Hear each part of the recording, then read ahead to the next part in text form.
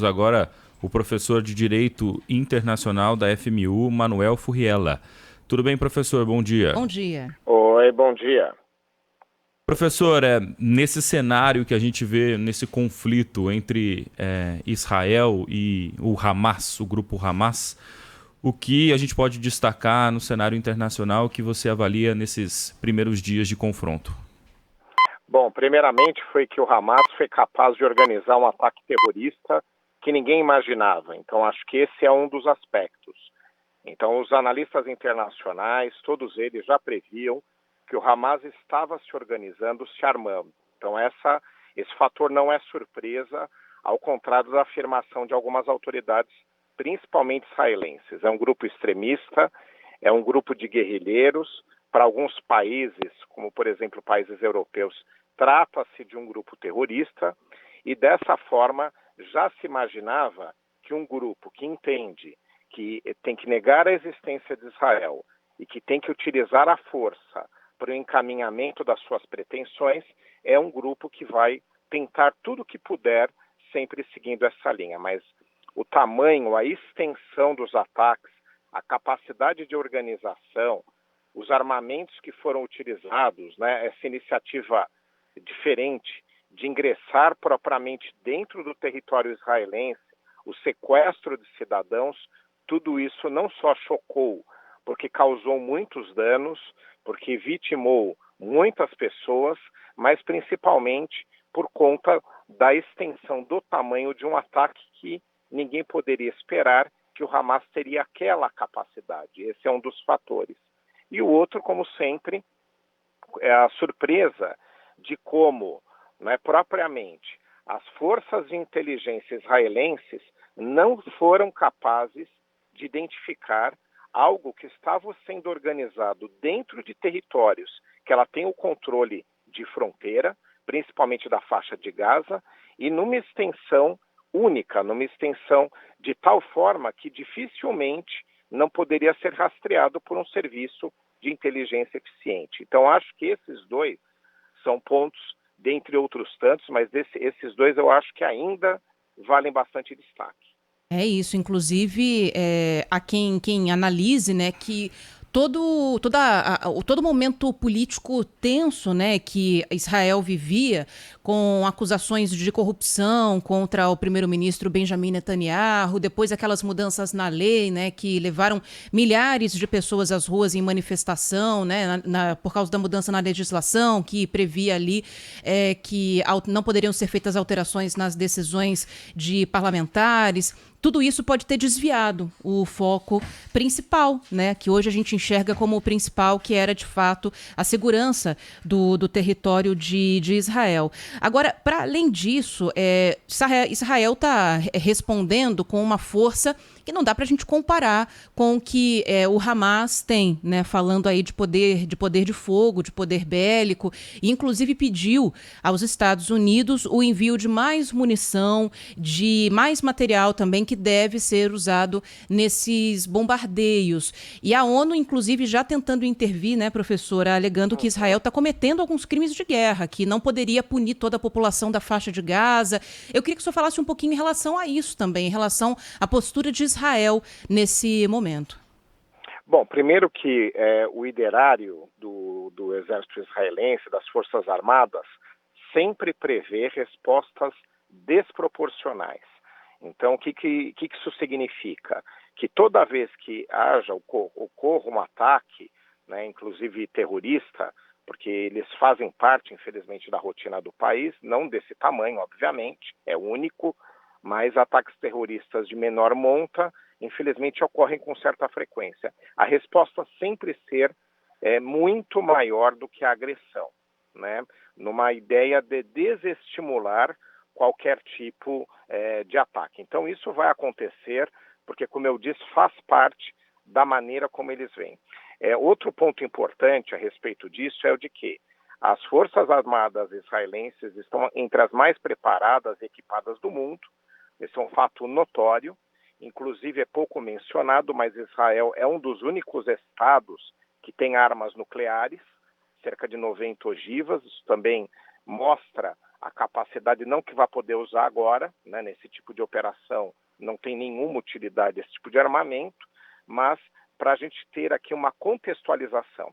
O ponto é que, mesmo sendo tão poderosa, quando você vai enfrentar grupos insurgentes que se diluem dentro de territórios, que fazem parte da população, não estou dizendo que a população seja, mas que se dispersam, melhor dizendo, na população, e que podem organizar ataques inesperados, fazem com que esses equipamentos tenham uma limitação de até que ponto eles são eficazes em todas as situações. Porque uma coisa é Israel ter que enfrentar forças armadas de um outro país. Aí você tem grupos organizados. Outra coisa é enfrentar grupos terroristas que não têm cara, que não têm identidade, que são difusos. Então é muito complexo. Então esses equipamentos sofisticados têm uma limitação. O que efetivamente traz resultado em termos de combate é que os serviços de inteligência agora voltem a operar e que consigam identificar esses cidadãos para que a partir daquele momento possam ser realizadas prisões, capturas e operações desse tipo. E em relação a desrespeito a normas internacionais, nós temos de todos os lados, né? Primeiramente, do lado do Hamas, aqui deixando claro que terrorismo, práticas terroristas, elas são condenadas internacionalmente por tratados e também pela legislação de muitos países, como é o caso do Brasil. Qualquer utilização de força, mesmo que a causa seja nobre, ou seja, né, que você tenha uma reivindicação, é ilegal. O formato violência não é aceitável em qualquer situação. Agora, do lado israelense, também. Então, veja só para a gente mencionar alguns dos descumprimentos aqui mais notórios. Eles, no primeiro momento, já cortaram a energia dos palestinos lá na faixa de Gaza e, de um segundo momento, cortaram parte do fornecimento de água. Isso não pode acontecer. Esse tipo de prática não é aceito como reação a nenhuma situação e não é aceito como arma, porque você pune pessoas que não têm relação nenhuma com a situação, ao invés de buscar e capturar aqueles que foram responsáveis. Então, isso sim também é considerado uma prática irregular e crime de guerra pode ser considerado, obviamente, dependendo de uma análise, mas desde já para deixar claro que é inaceitável. Agora, professor, eu queria entender um pouco sobre Gaza, né? A faixa de Gaza. Bom, a gente fala que é um ataque de um grupo, o Hamas, contra Israel. Seria um ataque do país, da faixa de Gaza, contra Israel ou só do grupo Hamas? E eu te pergunto isso porque eu queria saber se dentro da faixa de Gaza existe um exército nacional, não só o grupo Hamas, mas um exército nacional que poderia ali ajudar a combater essa guerra, esse conflito. Existe isso ou o Hamas representa realmente os palestinos na faixa de Gaza? Bom, ótima pergunta. Bom, primeiramente, não representa. A Palestina não é um Estado, todo mundo sabe disso. Alguns países reconhecem, né, os territórios palestinos como configurando um Estado, mas não há consenso, a ONU não reconhece formalmente, né? Você tem alguns reconhecimentos, mas eles são soltos, né? Até mesmo porque os palestinos eles precisariam ter uma identificação melhor de território, isso não é culpa deles. Eles precisariam ter uma organização que fosse mais estável. Então você tem uma série de cenários que seriam necessários para você ter um país e, inclusive, deixando claro que eles têm direito ao Estado deles, é um povo soberano e a ONU mesmo reconheceu em 48 que eles tinham o direito de formar ali uma nação árabe. De qualquer forma, existe uma organização que trata de questões de serviços públicos, né, dentro dos territórios palestinos. Então, é uma sociedade que tem que organizar sua vida cotidiana, né, não pode viver ali dispersa, desorganizada. Então, você tem entidades, sim, que são organizações para prestar serviços de saúde, de educação, etc. Algumas, inclusive, cooperam com Israel. Então, o que eu quero dizer com isso? Você teria como organizar esse povo dessa forma, mesmo não tendo país, para combater grupos extremistas como o Hamas. O fato é que isso não acontece. Mesmo existindo grupos armados dentro do país para garantir a lei e a ordem, o fato é que nem ele se propõe a combater nenhum grupo, até mesmo porque, sendo considerado o Hamas extremista, o fato é que os palestinos, uma parte deles, mesmo não concordando com a violência, entende que tem que ficar do lado do Hamas, que representa seus interesses, mesmo de forma errada, do que do lado de Israel. Então, na hora de decidir, né, a maior parte da população vai decidir a favor de representantes do seu lado, mesmo que não concorde como eles estão fazendo. Então, esse é o cenário que a gente tem propriamente lá, né? Uhum. E na faixa de Gaza, você tem diversos grupos. O problema é que o Hamas lá se infiltrou porque parte da população, infelizmente, entende que tem que resolver seus problemas com Israel dessa forma violenta. Então lá eles conseguiram, mas deixar claro, a maior parte dos palestinos se configura em pessoas pacíficas, a maior parte, inclusive, nem mora lá, vivem em refúgio em outros países, principalmente no Líbano, são 6 milhões de pessoas, só para a gente dar aqui números. Então, é um povo que não tem propriamente no seu cotidiano ações violentas. Eles querem viver em paz, cuidar da sua vida como qualquer cidadão comum. Agora, dentro disso, você tem os extremistas. Então, eles não representam todo o país, eles representam um grupo mais extremo e uma parte da população que entende que é por aí que se resolve, obviamente estão enganados. Bom, e aí, professor, a gente está conversando aqui na Rádio Bandeirantes com o Manuel Furriela, que é professor de Direito Internacional da FMU. A gente tem também que analisar o papel do Brasil nessa história, né? Porque um pouco antes do senhor entrar no ar, a gente estava falando aqui da negociação que o Itamaraty está levando com o governo do Egito para que seja aberto ali um corredor humanitário e possam tirar brasileiros que estão na faixa de Gaza. É um grupo muito menor do que o que a gente tem em Israel, falam em cerca de 50 pessoas, mas ainda assim são cidadãos que pediram ajuda à Embaixada do Brasil. Só que há também críticas ao governo brasileiro que não condenou de maneira clara a postura da Palestina, a postura do Hamas nesse ataque a Israel. Eu queria que o senhor falasse um pouquinho em relação a isso, né? Eu me lembro que um tempo atrás foi até dito que o governo brasileiro tinha que adotar um tom de neutralidade. Isso foi dito em relação a um outro conflito que a gente está vivendo, que envolve a Rússia e a Ucrânia. E agora é a mesma postura, mas também está levando o Brasil a ser alvo de críticas. Isso pode atrapalhar, de alguma maneira, essas negociações para resgatar os brasileiros? Eu acho que não vai chegar a atrapalhar, para nossa sorte, mas poderia. Você está completamente certa na sua colocação, porque é preocupante. Eu entendo que integrantes do governo brasileiro, ou muitas pessoas, veem na causa palestina, uma causa que também tem que ser analisada. Eu também concordo, né? Eu acabei de mencionar, são pessoas comuns que têm também os seus projetos. Ali precisa passar por uma pacificação, aquela região, reconhecendo sim a existência de Israel, dando àquele povo direito aos seus territórios, mas também aos palestinos, né? Então eu acho que é por aí que vai se resolver aquela situação. Agora a gente não pode misturar as estações. Qual era a última declaração que o governo brasileiro tinha que ter direcionado sobre essa questão? É que aconteceu um ato terrorista. Esse ato terrorista é de grande medida e ele é inaceitável por ser terrorismo. Então, já de origem, a gente já não pode aceitar. Independentemente, vou repetir aqui, de os palestinos terem seus direitos legítimos ou suas reivindicações. Esse não é o ponto.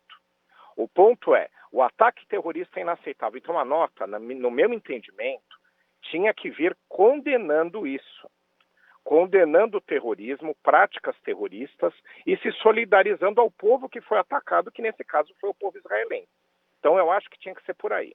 A nota, eu não acho que chegou a ser completamente errada. Eu acredito que ela foi incompleta. Eu digo a oficial do governo brasileiro. Até porque outras eu achei muito certas, como a da Marina Silva, por exemplo. Né?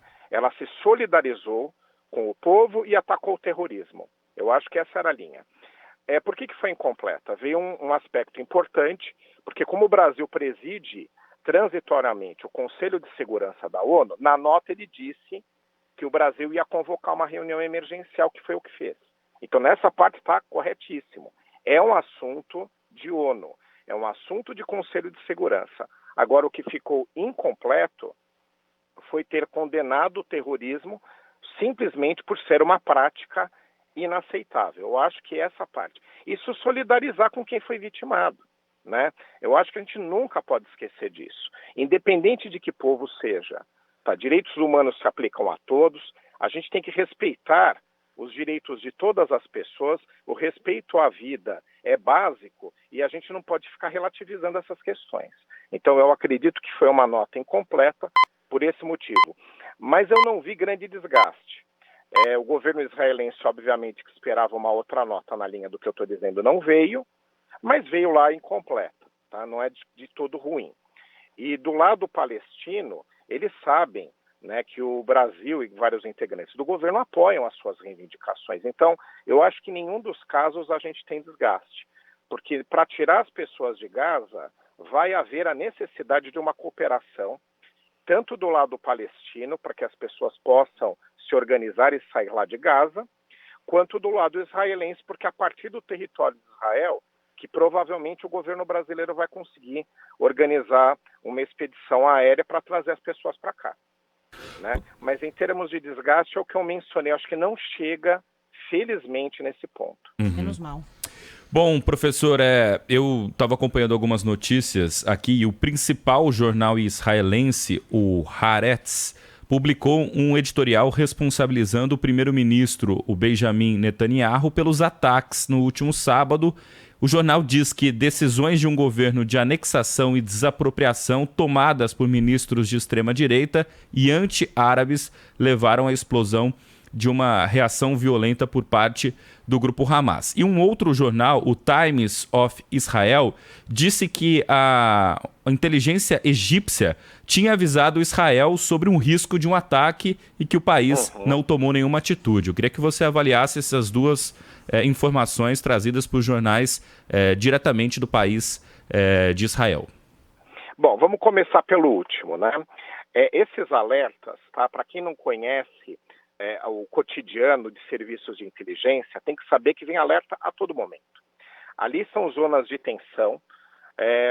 O Israel sabe muito bem de onde podem vir os ataques, seja de estados, né? Ali ele tem um problema com o Líbano, com a Síria, e muito mais com o Irã, que aliás é desses três, aquele com mais condições de gerar problemas a Israel, é uma potência regional, é um país com mais condições econômicas, é organizado, ao contrário dos outros, que estão em guerra civil. Então não dá para a gente comparar. Mas de qualquer forma sabe que vem dali e que vem de grupos insurgentes terroristas. O Hamas era um dos principais, aliás, é o principal. Tem o Hezbollah no Líbano e tem outros grupos, para que todo mundo saiba, dentro mesmo da parte onde vivem os palestinos, que também se opõem a Israel. Tá? Não são tão famosos, não são tão poderosos. Então, você sabe e vive numa tensão constante. Dependendo do tipo de informação que chegou, ela infelizmente pode ser considerada algo cotidiana. Então, assim, tem que ver que tipo de alerta chegou nas forças de inteligência a ponto de que se configurasse efetivamente uma situação de uma providência diferente daquela que se toma no dia a dia, né? Porque é um estado de violência de dia a dia, tá? De tensão, melhor dizendo, de todos os dias. Então, aí é uma coisa que pode ser falha, tá? Mesmo em serviços de inteligência no Brasil, que é um país muito mais pacificado, outros, você tem alguns pontos, vocês devem lembrar daqueles ataques que foram desarmados que iam correr contra Sérgio Moro, né? Vocês lembram disso? E que a polícia foi muito eficiente ali. Então, eles vivem todos esses serviços em alerta, e aí, num país onde todo dia você tem essa emergência, até que ponto conseguiu o serviço de inteligência ver que era algo distinto. Eu acho que a falha não está no alerta que foi dado e não ouvido. A falha está no dia a dia de não acompanhar que chegaram armas, que chegaram equipamentos, que chegaram recursos econômicos, que eles estavam se falando para organizar o ataque. Isso não é uma coisa de alerta de um dia, não. Isso aí é algo que se constrói no transcorrer do tempo. Então, acho que a falha foi aí. E sobre a primeira questão, aí eu acho que também é válido que a sociedade israelense e a imprensa tem um papel fundamental nisso, até porque a gente sabe que a imprensa, inclusive a do Brasil, ela é muito analítica e isso é importante, ela não é só informativa, de repensar como Israel está tratando os territórios palestinos. Até que ponto decisões do governo são erradas, até que ponto elas geram ainda mais ou alimentam insatisfação. Eu acho que esse é o ponto. Então, essa análise que fez o jornal, que é da própria sociedade israelense, eu acho muito válida. Tá? Agora, a gente não pode justificar o ataque terrorista a partir dela. A gente pode analisar que, em termos de políticas, isso alimenta insatisfação e alimenta o terrorismo. Exatamente. Inclusive, a gente ontem conversou aqui no programa, professor, com representantes dos dois lados, né, das comunidades aqui no Brasil, de Israel e também da Palestina. E principalmente do lado palestino, a gente ouviu bastante isso, né? Que, claro, que não dá para apoiar o terror, não dá para apoiar a tortura, o sequestro, os assassinatos, mas que o mundo precisa olhar para a maneira como os palestinos são tratados desde a criação de Israel. Isso a gente ouve bastante. Agora, bom, no meio desse conflito todo, essa discussão é bastante complexa de ser feita, né? Porque claro que a gente falar de pessoas que estão sem comida, pessoas que estão morrendo, pessoas sequestradas, isso mexe com o coração de todo mundo e mexe com o senso de patriotismo também, né? Então fica muito mais complicado da gente ter esse tipo de discussão. Cessar o confronto vai ter que acontecer primeiro, acho que para qualquer coisa e adiante também nesse sentido. Só que a gente tem uma possibilidade de que outros países até se unam a esse confronto, e o que pode levar a uma postergação dele. O Irã, por exemplo, né? Eu queria falar um pouco sobre isso. O papel do Irã nesse conflito e também o Hezbollah, né? Que diz que fez alguns ataques no fim de semana e depois disso não se falou mais a respeito. Não sei se ele se retirou de campo ou se o ataque de Israel está tão intenso que não foi possível identificar novos ataques do Hezbollah também. Não, eles recuaram, o Hezbollah recuou. O que acontece, né, nesse tipo de situação é que você tem uma análise estratégica. O Hezbollah tem um poder de fogo também grande, né, não se compara ao Hamas, deu para perceber que a gente não vai encontrar um grupo terrorismo em nenhum país que tenha a capacidade de fazer o que eles fizeram, né, mas eles têm um certo fôlego. Então o Hezbollah vai analisar se vai gastar todo o seu poder de fogo agora ou se aguarda um outro momento onde seja mais interessante, né? E, pelo visto, eles aguardaram. O Hamas deu agora, em alguns momentos atrás, uma declaração que está disposto a dialogar. A gente queira ou não, isso é uma sinalização de que a força deles também está limitada, né? Isso se eles já não gastaram o maior potencial num ataque desse tamanho. Então, a gente tem que ficar atento, sim, a novos ataques terroristas.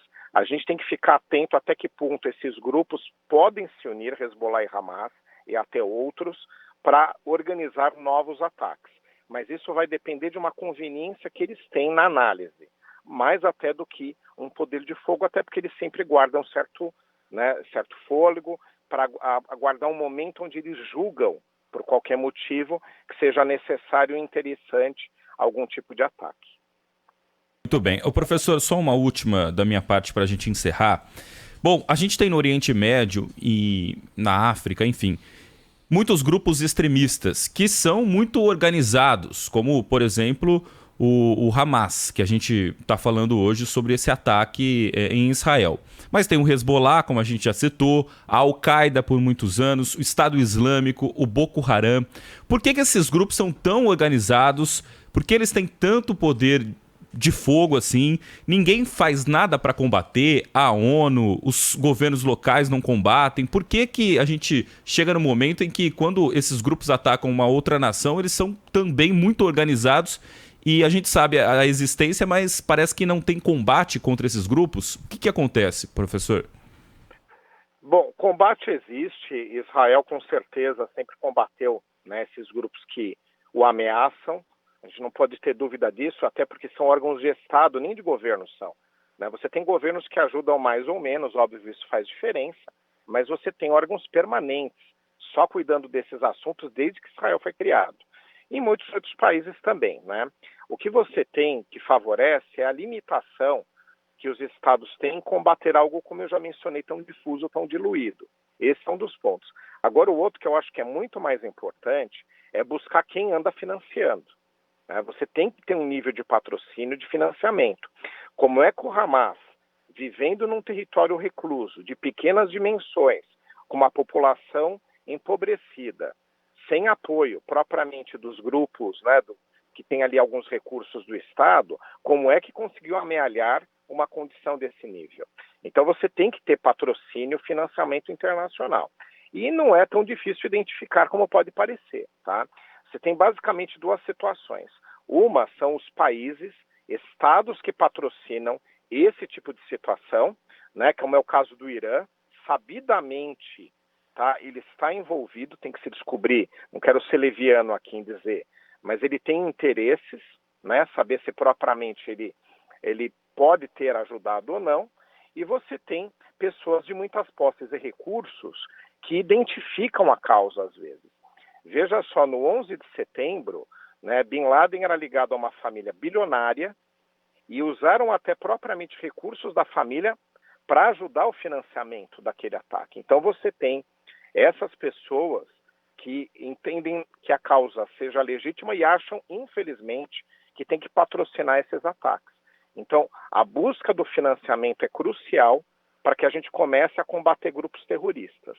Senão começa a ser ineficiente se a gente não cortar o financiamento. Cortou o financiamento, com certeza você diminui o poderio desses grupos.